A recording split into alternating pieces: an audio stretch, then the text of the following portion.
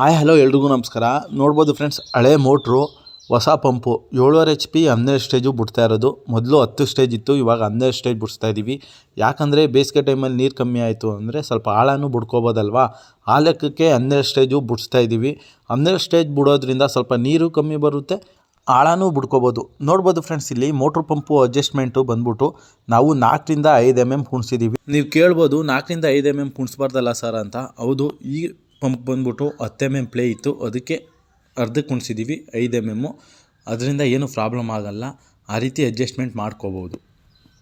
ಬನ್ನಿ ಇವಾಗ ಮೋಟ್ರು ಒಳಗಡೆ ಬಿಡೋಣ. ನೋಡ್ಬೋದು ಫ್ರೆಂಡ್ಸ್, ಇಲ್ಲಿ ಮೊದಲು 10 ಸ್ಟೇಜ್ ಪಂಪ್ ಇತ್ತು, ಇವಾಗ 12 ಸ್ಟೇಜ್ ಹಾಕಿದ್ದೀನಿ ಅಂತ ಹೇಳಿದೆ ನೋಡಿ. ಹಳೆ ಪಂಪು ಅಲ್ಲೇ ಇದೆ. ಇವಾಗ ಮೋಟ್ರು 4ಲಂತೂ ಬಿಟ್ಟಿದ್ದೀವಿ. ನೀರು ಯಾವ ರೀತಿ ಫ್ರೆಷರಾಗಿ ಹೊಡೆಯುತ್ತೆ ಅಂದ್ಬಿಟ್ಟು ನೋಡೋಣ ಬನ್ನಿ. ಹೊಸದಾಗಿ ಯಾರೆಲ್ಲ ನಮ್ಮ ಚಾನಲ್ನ ನೋಡಿ ಸಬ್ಸ್ಕ್ರೈಬ್ ಮಾಡ್ಕೊಂಡಿಲ್ವೋ ಎಲ್ಲರೂ ಸಬ್ಸ್ಕ್ರೈಬ್ ಮಾಡ್ಕೊಳ್ಳಿ. ಇನ್ನೂ ಹೆಚ್ಚಿನ ಮಾಹಿತಿಗೆ ನಮ್ಮ SLV ಮೋಟರ್ಸಲ್ಲಿ ಬೋರ್ವೆಲ್ ಬಗ್ಗೆ ತಿಳಿಸ್ತಾ ಹೋಗ್ತೀವಿ. ಬನ್ನಿ ಫ್ರೆಂಡ್ಸ್, ನೀರು ಎಷ್ಟು ಫ್ರೆಷರಾಗಿ ಬರುತ್ತೆ ಅಂದ್ಬಿಟ್ಟು ನೋಡೋಣ. ನೋಡ್ಬೋದು friends, 7.5 HP 12 stage pump motor ಬಿಟ್ಟಿರೋದು ಎಷ್ಟು ಫ್ರೆಷರಾಗಿ ನೀರು ಬರ್ತಾಯಿದೆ ಅಂದ್ಬಿಟ್ಟು ನೋಡ್ಬೋದು.